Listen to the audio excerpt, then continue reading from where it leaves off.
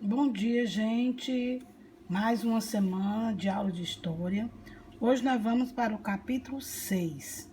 Hoje nós vamos falar da Segunda Guerra Mundial. Como nós vimos, em 1939, grande parte do mundo estaria novamente envolvida em uma guerra. Mas a política expansionista de alguns países era bem anterior a esta data. Por exemplo, na Itália, o governo de Mussolini implantou um programa de modernização para conquistar novos territórios, começando pela África. Na Alemanha, Hitler passou a desafiar as proibições do Tratado de Versalhes e a se preparar para uma expansão territorial, ampliando a indústria bélica alemã e o efetivo militar. Em 1935, Hitler rompeu com o Tratado de Versalhes e retirou do país a Liga das Nações. Em 1936, a Itália e a Alemanha formaram o eixo Roma-Berlim. Aí o Japão saiu da Primeira Guerra como a maior potência militar no Extremo Oriente. Os primeiros marcos da sua expansão foi a invasão da província chinesa da Manchúria. Em 1931, ele avançou sobre o território chinês de Xangai e os expansionismos nazifascistas e do Japão aproximaram aí os governos dos três países. Os condutores da guerra, na verdade, foram esses aí: Hirohito, Mussolini, Hitler, Stalin, Churchill, Roosevelt e Truman. Os motivos. A Segunda Guerra Mundial pode ser entendida a partir das relações internacionais, do imperialismo, do crescimento do nacionalismo e o desenvolvimento da indústria bélica. O que é o imperialismo? O imperialismo, na verdade, é a prática através da qual nações poderosas procuram ampliar e manter controle ou influências sobre povos ou nações mais pobres. Ou seja, é uma política de expansão e um domínio territorial, cultural e econômico de uma nação sobre as outras. O nacionalismo é o que mesmo? É uma tese, em sentido estrito. Seria um sentido de valorização marcado pela aproximação e identificação com uma nação. Costuma-se diferenciar-se do patriotismo, devido à sua definição mais estreita. O patriotismo é considerado mais uma manifestação de amor aos símbolos do Estado, como, por exemplo, o hino, a bandeira, suas instituições ou seus representantes. Já o nacionalismo não. Ele apresenta uma definição política mais abrangente. Por exemplo, na defesa dos interesses da nação, antes de qualquer outros, e principalmente da sua preservação enquanto entidade. Por vezes, na defesa de território, delineado por fronteiras terrestres, mas, acima de tudo, como nos campos linguísticos, culturais, né?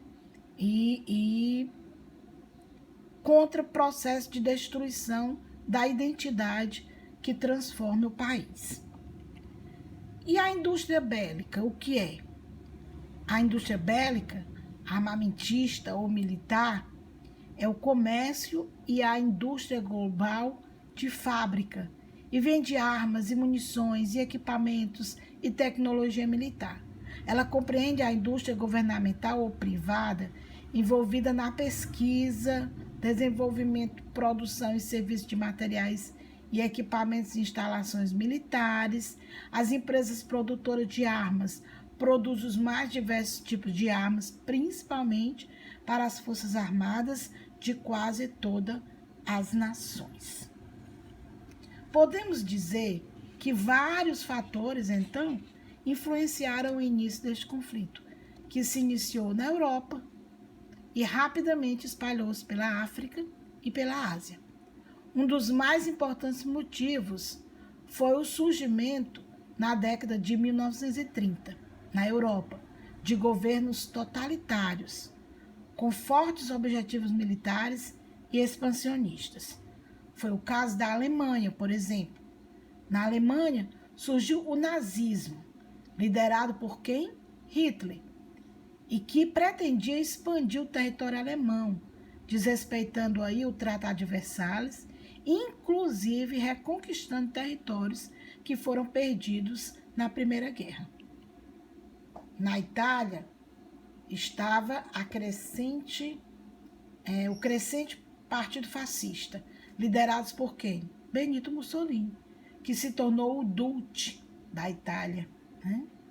O condutor com poderes sem limites. A quebra da Bolsa de Nova York, né, que deixou muita gente desempregada, como a gente vê. Então, tanto a Itália quanto a Alemanha passaram por uma grave crise econômica no início da década de 1930, com milhões de cidadãos sem emprego, e uma das soluções tomadas pelos governos fascistas desses países foi a industrialização, principalmente na criação de indústrias de armamentos, de equipamentos bélicos, como aviões de guerra, navios, tanques e outros mais. Na Ásia estava quem? O Japão. Também possuía fortes desejos de expansão dos seus domínios para territórios vizinhos e ilhas na região.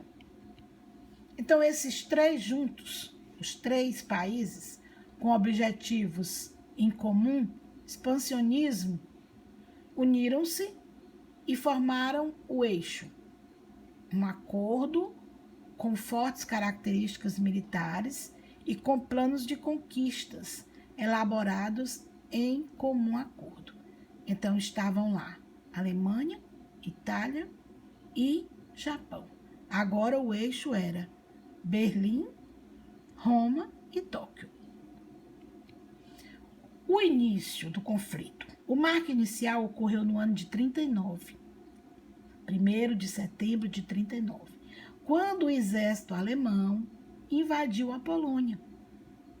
De imediato, a França e a Inglaterra declararam guerra à Alemanha, de acordo com a política de alianças militares existentes na época. Formaram-se, então, dois grupos, aliados versus eixo. Quem eram os aliados? Inglaterra, União das Repúblicas Socialistas Soviéticas e França. Quem era o eixo? Alemanha, Itália e Japão. Então, vamos ver primeiramente o eixo, né? O período que dá de 39 até 41 foi marcado por vitórias do eixo, liderado pelas Forças Armadas da Alemanha, que conquistou o norte da França, da Iugoslávia, da Polônia, da Ucrânia, da Noruega, né? E os territórios do norte da África. O Japão anexou a Manchúria, enquanto a Itália conquistava a Albânia e territórios da Líbia. Em 1941, o Japão ataca a base militar norte-americana de Pearl Harbor, no Oceano Pacífico, no Havaí. E após esse fato, considerado uma traição pelos norte-americanos, os Estados Unidos entraram no conflito ao lado das forças aliadas.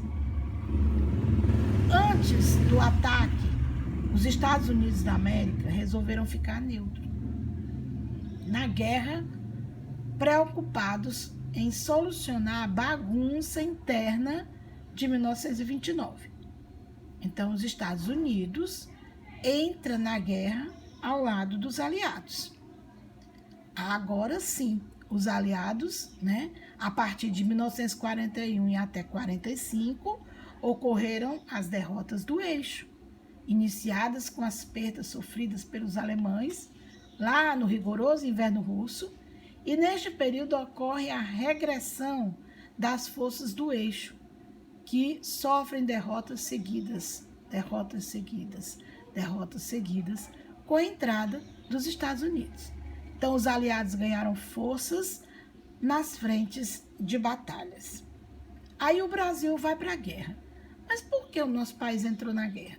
O Brasil participa diretamente enviando, né, para a Itália, principalmente na região de Monte Cassino, os pracinhas da FEB, da Força Expedicionária Brasileira. Foram cerca de 25 mil soldados brasileiros que conquistaram a região, somando uma importante vitória ao lado dos aliados. Quem, na verdade, eram os pracinhas? Bom, os pracinhas é um termo referente aos soldados veteranos do Exército Brasileiro, né, que foram enviados para integrar as forças aliadas contra o nazifascismo na Segunda Guerra Mundial. Os pracinhas, membros da Força Expedicionária Brasileira, lutaram na Itália e participaram de importantes batalhas como a Batalha do Monte Castelo. Estes eram os soldados que estavam na linha de frente dessas batalhas. Então, aí nós temos os dois símbolos do Brasil na Segunda Guerra Mundial, o senta-pua, que eram usados nos aviões, e que era usado nas fardas dos soldados, a cobra vai fumar, certo? Então, a situação do Brasil se mostrava completamente indefinida, porque ao mesmo tempo que Getúlio Vargas contraía empréstimos com os Estados Unidos, ele comandava um governo próximo aos ditames experimentados pelo totalitarismo nazifascista. Então, dessa maneira, as autoridades norte-americanas viam uma preocupação na possibilidade do Brasil apoiar os nazistas, cedendo até pontos estratégicos que poderiam, por exemplo, garantir a vitória do eixo no continente africano. Então, a preocupação norte-americana fez o quê? Em pouco tempo, proporcionou a Getúlio Vargas a liberação de um empréstimo de 20 milhões de dólares para a construção da usina de Volta Redonda. Quando foi no ano seguinte que os Estados Unidos entraram no campo de batalha na Segunda Guerra, foi fácil. Eles pressionaram os brasileiros politicamente para entrar do seu lado, né, contra as tropas do eixo. Pouco tempo depois, houve o afundamento dos navios brasileiros pelos submarinos alemães, e isso gerou vários protestos contra as forças nazistas, e dessa maneira Getúlio não teve outra saída senão declarar guerra contra os italianos e os alemães em agosto de 1942. Este importante e triste conflito terminou somente em 1945. Com a rendição da Alemanha e da Itália. O Japão, o último país a assinar o Tratado de Rendição, ainda sofreu um forte ataque dos Estados Unidos, que despejou bombas atômicas sobre as cidades de Hiroshima e Nagasaki. Uma ação desnecessária que provocou a morte de milhares de cidadãos japoneses inocentes, deixando um rastro de destruição.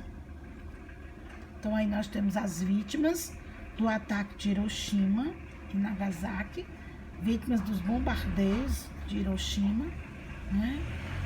Nós temos aí pessoas sobreviventes, né? Aí, que ainda vivem naquela região. Então, os prejuízos foram enormes, principalmente para os países derrotados. Foram milhões de mortos e feridos, cidades destruídas, indústrias e zonas rurais atrasadas, né, arrasadas, dívidas incalculáveis, né, porque o racismo esteve presente e deixou uma ferida grave, principalmente na Alemanha, onde os nazistas mandaram para os campos de concentração e mataram aproximadamente 6 milhões de judeus, os holocaustos, né? E aí, o mundo depois da guerra. Nós temos aí imagens de regiões da França, antes e depois. Então, ao terminar a guerra, a Europa estava em ruínas. Importantes cidades como Stalingrado, Kiev, na União Soviética, Berlim, na Alemanha e Varsóvia, na Polônia, foram destruídas pelos bombardeios. Cerca de 60 milhões de pessoas morreram na guerra, 20 milhões somente na União Soviética. Então, a guerra destruiu pontes, estradas de ferro, hospitais, escolas e monumentos de grande valor histórico, como, por exemplo, o Mosteiro de Monte Cassino, na Itália. A força militar da União Soviética favoreceu, no pós-guerra, a expansão de suas influências no leste da Europa. Os Estados Unidos assumiram a reconstrução da Europa Ocidental e ampliou então as suas influências na região. Sobre os escombros da velha Europa, nasceu um mundo dividido, né? De um lado, os países socialistas, liderados pela União Soviética, e do outro, os países do bloco capitalista, liderado pelos Estados Unidos. Com o final do conflito, em 1945, foi criada a ONU, Organização das Nações Unidas, cujo objetivo principal seria a manutenção da paz entre as nações, que graças a Deus se manteve até hoje. Então, inicia-se um período como nós chamamos de Guerra Fria, né? Colocando agora em lados opostos Estados Unidos e União Soviética, uma disputa geopolítica entre capitalismo norte-americano e socialismo soviético, onde ambos países buscavam ampliar suas áreas de influência sem entrar em conflitos armados. Mas isso aí já é outra história, não é, pessoal? Que nós vamos seguir para o conteúdo seguinte. Obrigado, até a próxima e vamos para as nossas atividades.